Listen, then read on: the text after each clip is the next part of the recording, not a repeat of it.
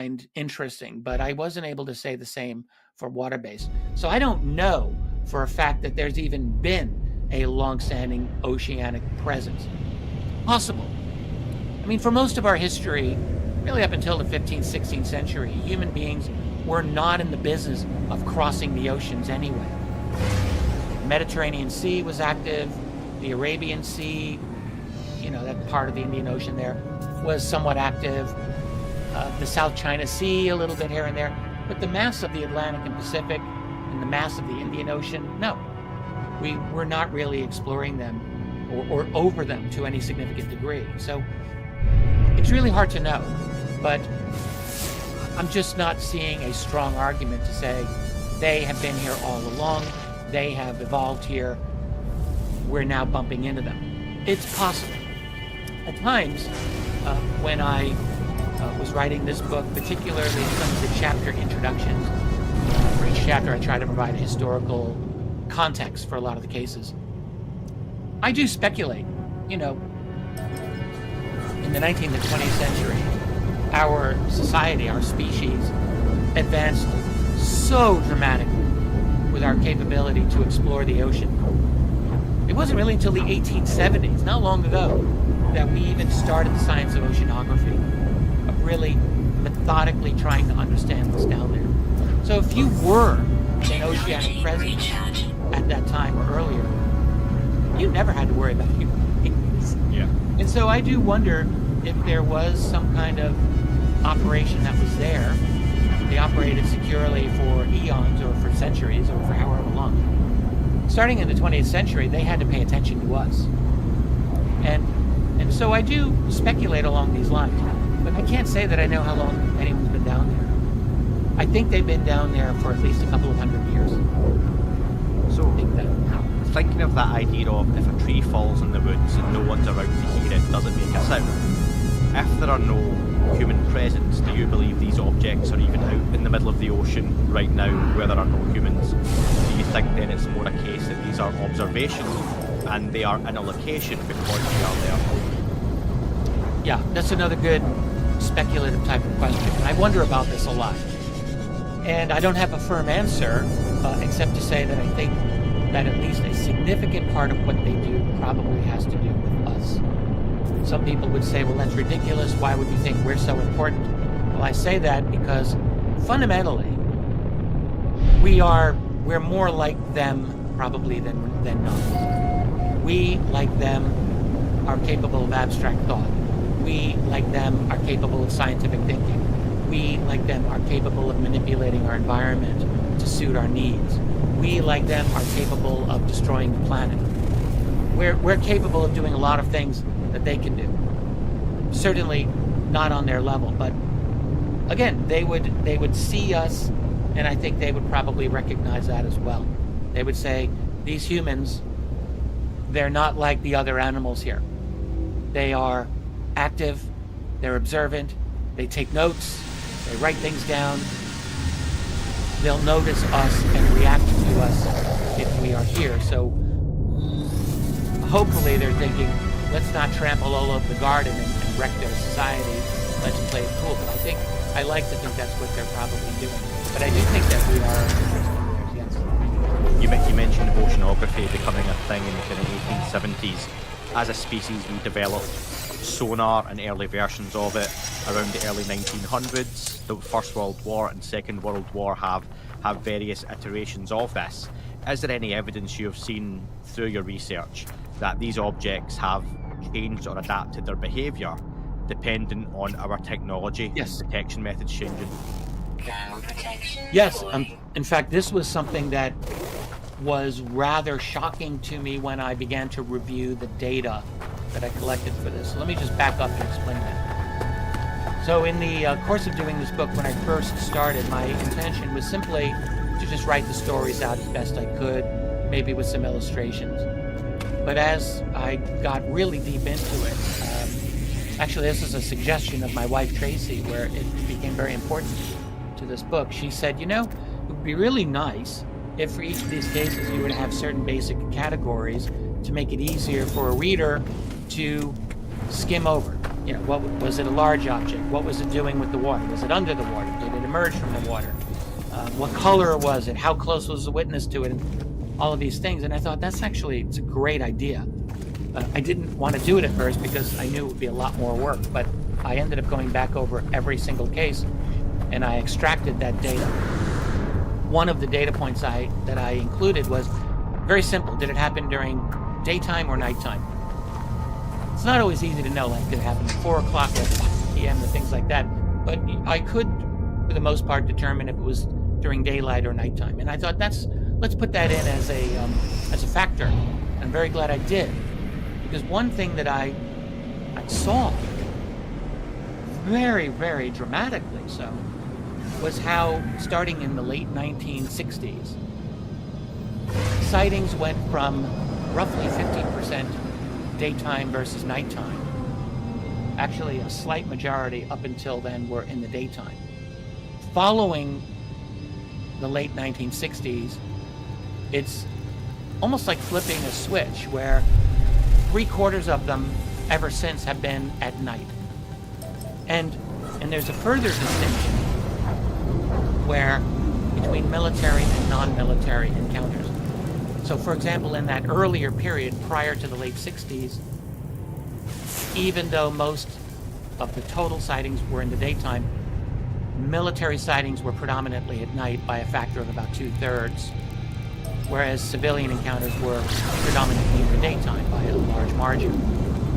After 1967-68, military sightings, I think it's 87 or 88% of all of the military sightings have occurred at night, almost 90%. And also a large majority of civilian ones also at night. So somehow there is a behavioral change in these. And, you could say, well, you need a bigger data sample. Well, I got 672 of these cases. It's not a bad data set. I was simply trying to collect the best USO cases that I could find. That was my only criterion. And so on the basis of that, I'm seeing this very dramatic change in behavior. Why are they operating these USOs predominantly at night? That is a good question. I don't know that I have the exact answer, but I've speculated. One reason might be our own means of detecting them improved dramatically during the 1950s and 60s.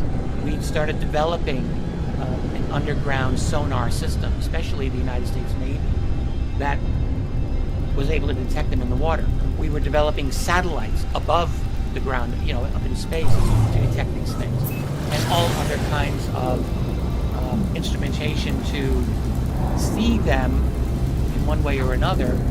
And I wondered, I don't know if this is the reason or not, but for some reason there was a massive global change in when they are appearing, and it's at night.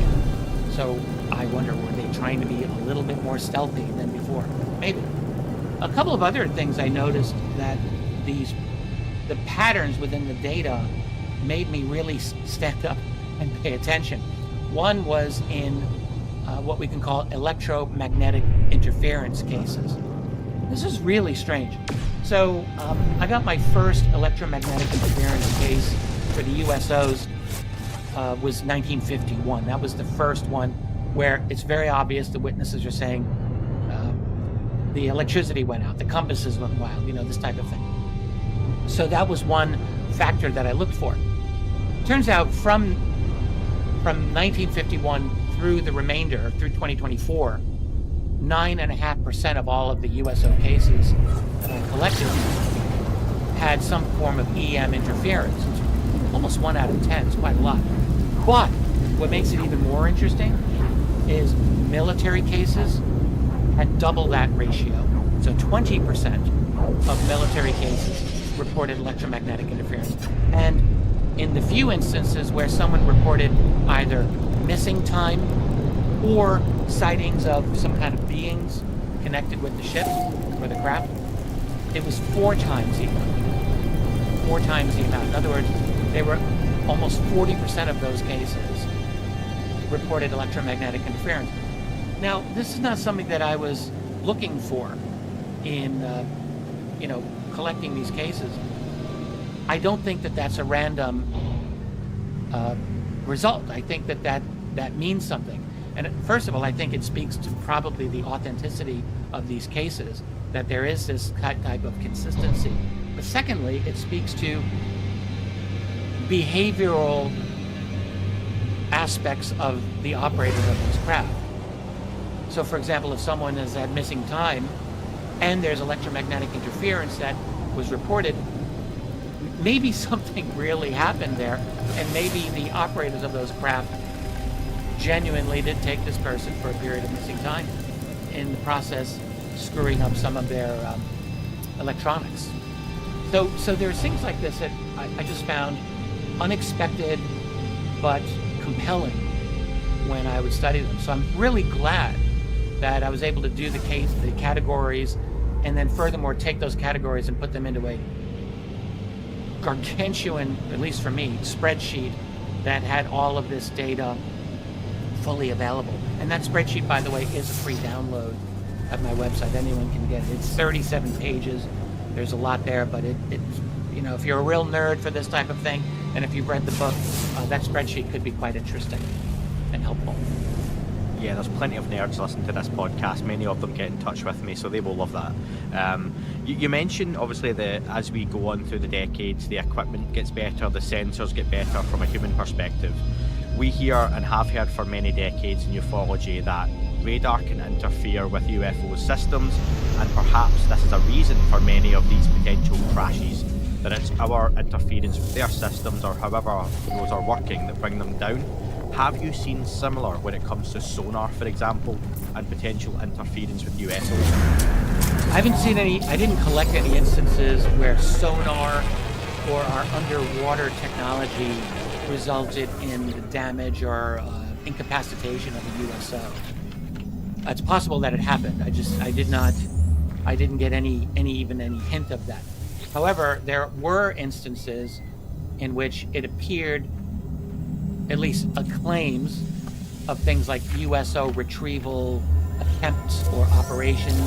Yes, one case that I included in this book, I actually included it in an earlier book, UFOs from the 21st Century Mind, because this was a man that I personally spoke to. David Noble Whitehorse is his name. He's been publicly known. He was in the U.S. Navy in the early 1960s and told me, and has told many other people since, of when he was aboard a ship in the Pacific where there was an attempted retrieval of a object that came down from the sky, went into the ocean. It was a failed retrieval attempt. And I did include that in my book. That went down from a series of nuclear test, a nuclear detonation. And that was what he stated.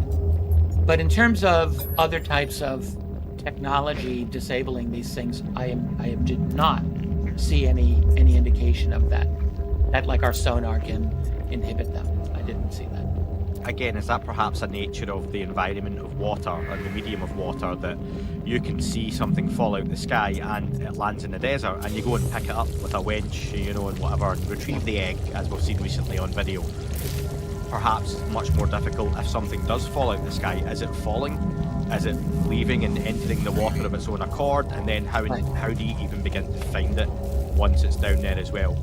I had a pretty long discussion in one of my later entries of that first volume about this whole procedure of USO retrieval. How practical is it or not? I had one individual who wrote to me personally about the claim that actually the first nuclear-powered submarine, which was the USS Nautilus, that was commissioned in 1954, had nuclear power. It was the first. That in the mid-60s, the claim was that it did go through an upgrade, so it was refurbished due to some damage that it originally took on during a military test, but it was refurbished, and according to the claim, was given a certain hatch by which it would be capable of bringing in ocean-based disks that were of a certain size or smaller, so that it was in other words commissioned for USO retrieval. So I try to explore this idea, and so what we could definitely say is that, first of all, the Nautilus was a somewhat small submarine by later standards. I don't know how useful it would have been for that. But even if it were used for that sort of thing, you're talking ocean shelf, not ocean floor. Because there's no way any of these subs are going to go down 15,000 feet to the bottom of the Atlantic or Pacific Ocean. They could not withstand that pressure. They can withstand down to maybe some of them as much as 1,000 feet. So that would cover most of the ocean shelves of this planet. That's about 10% of the ocean right there. Because if you think about it, we've got shelves. In the case of North America, for example, we have a very large shelf extending, in some cases, a couple of hundred miles off the eastern United States coast. So you could engage in some type of operations that might involve a submarine. It's not impossible. We also have things like claws, big claws that can go down there, and they can actually go even deeper. They can go down to the ocean floor. So there are different ways of retrieving these things, if it were desirable, and I'm sure it would be desirable. When it comes to the water itself, something we've not mentioned yet, but is touched upon within the book and has been talked about in lore, is aliens coming here, or NHI, to use water as an energy source. How often did you see this crop up in your research, that they're not just using it as a medium to travel or hide themselves, but perhaps as a fuel?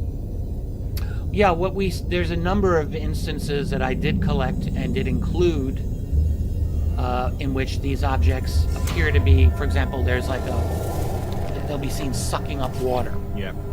So there's quite a few of those. In fact, I didn't even include all of those particular cases that I could have, but I did include a number of them.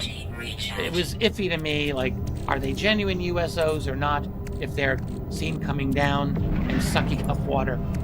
It's debatable. Maybe. I mean, I could have made the argument. I included some of those anyway because they are interesting, and I thought they needed some attention. So yeah, there are instances where these objects, they create this kind of pillar of water. They're clearly somehow interacting with the water to the extent that they want it.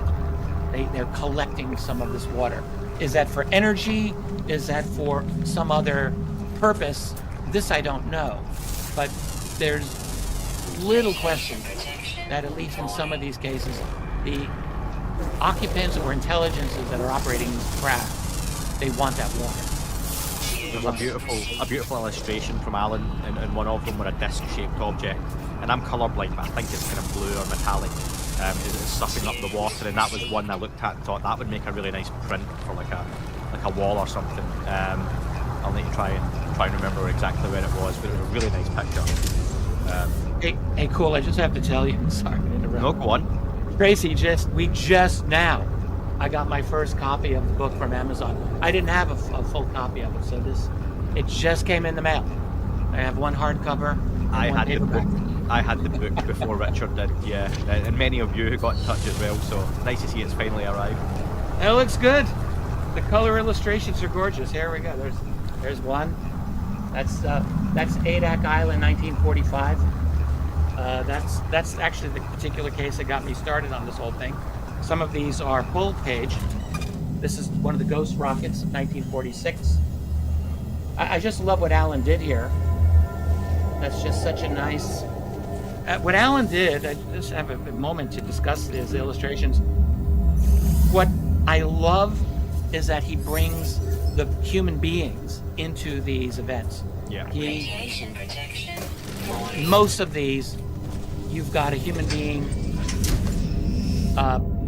accurately portrayed, like in he really took a lot of time to research the location, what that location looked like, what did people tend to wear, how did they, I think he did as careful a job as anyone could ask for in putting these together and putting the human being in these images, which I just love. Yeah, That's exciting. I'm glad to get this. it brings it to life beautifully. And on that as well, like I'll be honest, you mentioned it was Sunday I received my copy. We're recording this on Wednesday. I've not had the chance to get through it. It's a gargantuan book, folks. A lot of work and effort has been put into this, and you can tell this is covering centuries alone just in this volume 1, and it's very much worth the purchase. For you, I've not seen too many cases yet, just in flicking through what I've gone through. How often do beings appear? Because when it comes to USOs, it seems, especially in the past, it's always about the object. But how often do we see physical beings involved in cases or events? They're in there, but it's rare. So again, I did. If you were to go to the back, the second appendix of that book, which is 35 pages, that appendix is a data analysis of all of the categories and things. So I actually spent a lot of time analyzing that data. And one thing that I do discuss there are sightings of beings and cases of alleged, we'll say, missing time. So beings have been cited in, I think, about 3% total of all of these cases. So it's a small amount. Missing time is similar. So less than 5%, for sure.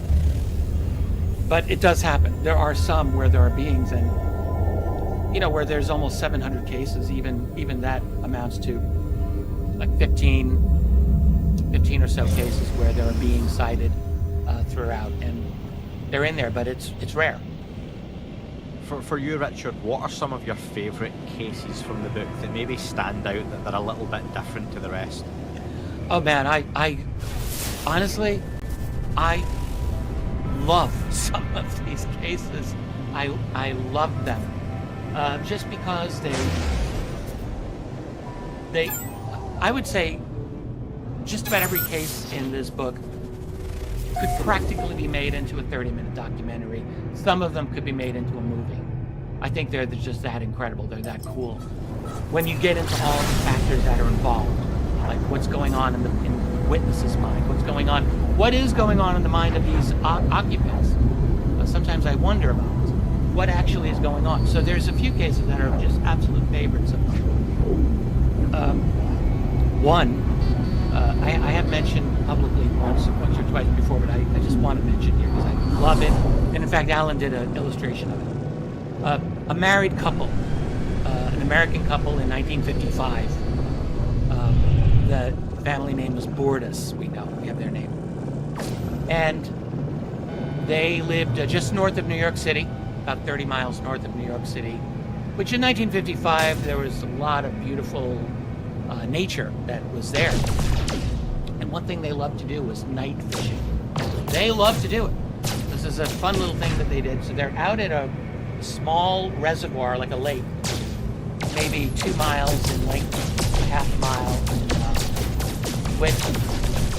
At midnight, they're alone, and they're night fishing in this ultra quiet place, surrounded by trees. It had to be very, very dark. This is what they did. So they hear a splash, and they look, and they see this rose-colored basketball-sized glowing object rise from the water. So right away, that's interesting. There were 2 elongated tube-like lights that were bluish white, about 30 feet wide, each of them, along with this basketball light. And they were above the water. So they're on the shore looking at this, and the husband says to the wife, "I'm going to get into the rowboat and row out. I want to see this." The wife thought he was crazy. You could just see this scene happening. But he does row out there.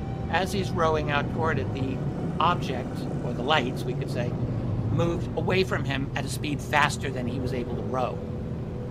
And by the way, on this lake or reservoir, no boats other than rowboats were allowed on this body of water. So no motorboats were allowed. But whatever this was moving farther away from him. So he decided, well, I'll just row back to my wife. So he gets back to shore, but then they decide to go home, but they parked 1 full mile from where they were. They had to get into their boat and row a mile to their parking lot. And while they're doing this, the lights are shadow or are following them, at times illuminating their boat and illuminating them the whole way. I would love to have seen the entire mile-long row that they went through during this whole thing while they got back to their car. Even in the parking lot, they were able to see this. That couple was interviewed very shortly after this by an active investigative group at the time known as Civilian Saucer Investigation, CSI. They were, for a little while in the 50s, they were quite active and very good. They wrote an extended report, analysis of this, interviewed these witnesses at great length, found them very credible. It's a pretty well-researched and well-regarded case that unfortunately was just completely forgotten after it happened. Another one that I love from this volume, I mentioned the Adak Island case. It's off the Aleutian Islands in 1945. It was the case that started me on this whole journey, and I do think it's an incredible case. At the end of World War II, or in the summer of 1945, Japan is still fighting, Germany is not. An American transport vessel returning from Japan to Seattle. It's traversing the northern Pacific there by the Aleutian Islands. One of those islands is known as Adak Island, A-D-A-K. And the members of this ship saw, apparently, a disc-shaped saucer emerge from the ocean, circle around their ship a couple of times, and then zip off, leaving some bright lights in its wake.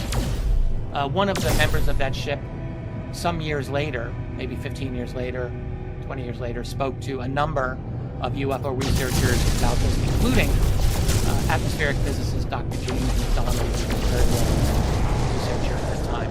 Brilliant man. It seems like a very good case, and 1945, an object coming out of the water. There are just so many of these that I find utterly fascinating. I don't know if I could even describe all. One other I'll mention concerning the U.S. aircraft carrier, the USS Franklin Delano Roosevelt. It was a very, very important aircraft carrier that in the 50s and 60s was decommissioned in the 70s. So the FDR had, in its career, had many UFO encounters, actually. Many USO. One that came to us through one of the officers of the ship from 1954. He wrote anonymously, but in great detail, to the online magazine, you could say, of Filer's Files, run by U.S. Air Force Major George Filer, who's still with us, still around, and he's collected these for years and years. So this came to Filer's Files. The guy wrote a very detailed description of what happened in 1954. He didn't give the location. He didn't give his name. He left a number of details out, but he was very explicit about how the FDR was in. Cigar-shaped object descended, very large one, disabled all of their electronics and communications and weapons systems. They were not able to launch any fighter aircraft. They tried to. Two disc-shaped objects came out of the water and eventually merged with the cigar-shaped object, which at the end of the encounter descended into the water. He gave a minute-by-minute account, literally a minute-by-minute account. Very meticulous. He actually stated he was one of the officers of the ship. He wasn't just an enlisted guy, he was an officer. I think that's an incredible account. I did a lot of research into the FDR, and I couldn't figure out what body of water it was in, but what I learned is that in 1954, the FDR, which was frequently stationed in the Mediterranean Sea, was traveling to Seattle, Washington, for what would be a 2-year overhaul. And I learned it was too big to fit through the Panama Canal. So the FDR had to go out the Mediterranean, down the Atlantic Ocean, around the tip of South America, up the other side, the Pacific side, to Seattle. A very, very long route. And it was somewhere along that transport that it engaged this USO, these UFOs. amazing stuff. Do you think, as a species, given you've spent 3 years plus on this book now and done so much research, should we focus more on exploring our own oceans than we should looking off into space and stars? In looking for UFOs or UAP, you mean? Just in general, as a species, you know, we seem to be trying to go off. Let's go back to the moon. Let's try and get here. We seem to explore so much less the oceans.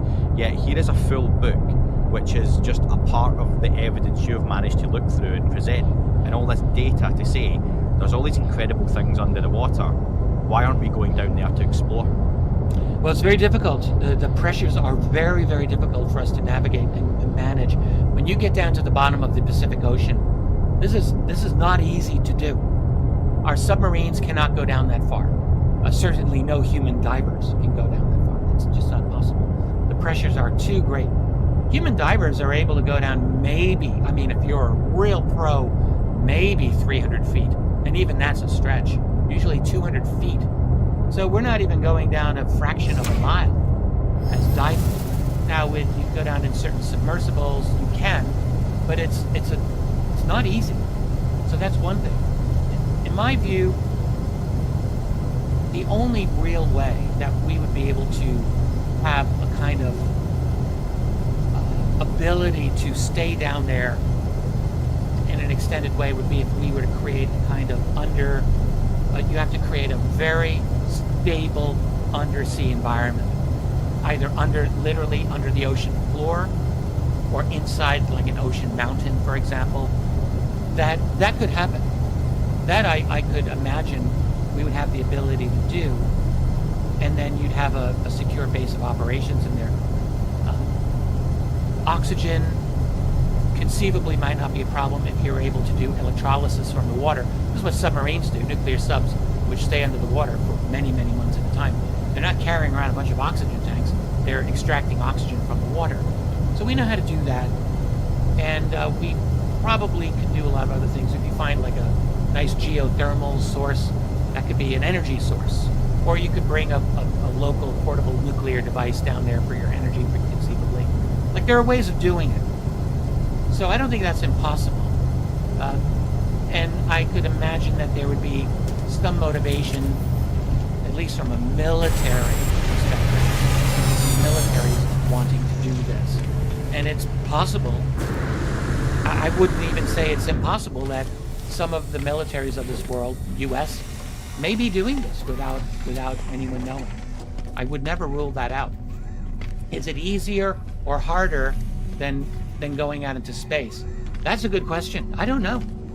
I think they're both very difficult. They're both very tough.